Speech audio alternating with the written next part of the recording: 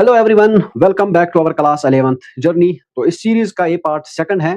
आज का जो हमारा टॉपिक रहेगा that is cell theory. Cell theory का मतलब होता है कि सेल्स के रिलेटेड ऐसी इंफॉर्मेशन या ऐसी एक्सप्लेनेशन देना जो कि फुली प्रूवन हो, मीन्स जिसका फुल प्रूफ होता है। प्रूव कैसे करते हैं हम? मीन्स जितने भी स्टेटमेंट्स होते हैं उनको सबसे पहले एक्सपेरिमेंट्स एंड ऑब्जर्वेशन से हम पहले प्रूव करते हैं। तो सबसे पहले सेल थ्योरी प्रपोज की थी दो साइंटिस्ट्स ने, एक का नाम था शील्डन और दूसरे का नाम था शिवान।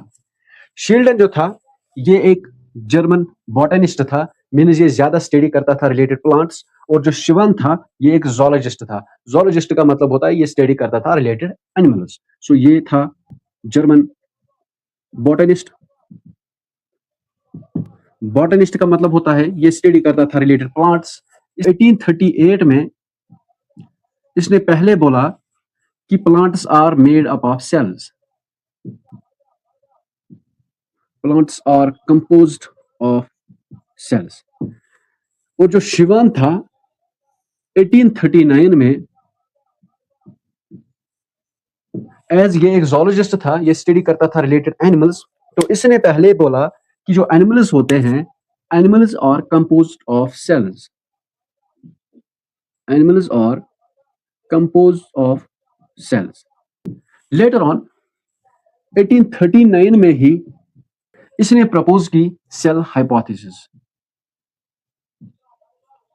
सेल हाइपोथेसिस का मतलब होता है कि सेल्स के रिलेटेड ऐसी इंफॉर्मेशन देना जिसका फुली प्रूफ नहीं होता है।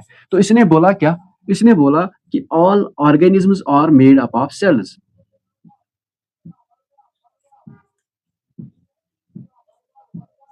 लेकिन इसके पास कोई प्रूफ नहीं था उस टाइम, तो इसलिए इसको हम बोलते हैं सेल हाइपोथेसिस। इसने ये पब्लिश की थी एक पेपर में, रिसर्च पेपर में, जिसका नाम था topical research on the similarities in function and structure of plants and animals.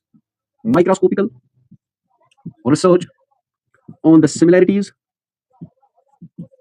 in structure and function of plants and animals, plants and animals।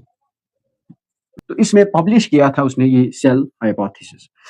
उसके बाद दोनों साइंटिस्ट्स ने काम क्या किया, इन्होंने आपस में डिस्कशन की। डिस्कशन के बाद इन्होंने सेल हाइपोथेसिस को रेज किया टू सेल थ्योरी। अब हम देखेंगे सेल थ्योरी के पोस्टुलेट्स, या आप बोल सकते हो कि स्टेटमेंट्स, बेसिक स्टेटमेंट्स जो सेल थ्योरी के थे। मेनली दो स्टेटमेंट्स थे सेल थ्योरी के। फर्स्ट वन जो था that all animals and plants are made up of cells, और दूसरा जो इसमें था that is cell is the structural and functional unit of life. Later on in 1855 एक और साइंटिस्ट आया जिसका नाम था रुडोल्फ बर्को। इसने एक और स्टेटमेंट इसमें ऐड किया, तीसरा स्टेटमेंट इसने ऐड किया दैट ओमनिस सेल्यूला ई सेल्यूला। इसका मतलब होता है कि cells arise from pre existing cells, means cells arise from pre existing cells. Mean जो नए सेल्स बनते हैं वो कहां से बनते हैं? जब प्री एग्जिस्टिंग सेल्स में डिविजन्स हो जाते हैं। मीन जो सेल्स ऑलरेडी प्रेजेंट होते हैं, जब उनमें डिविजन्स हो जाते हैं उसके बाद नई सेल्स बनती हैं। ये क्वेश्चन आई थिंक नीट 2018 में आया था।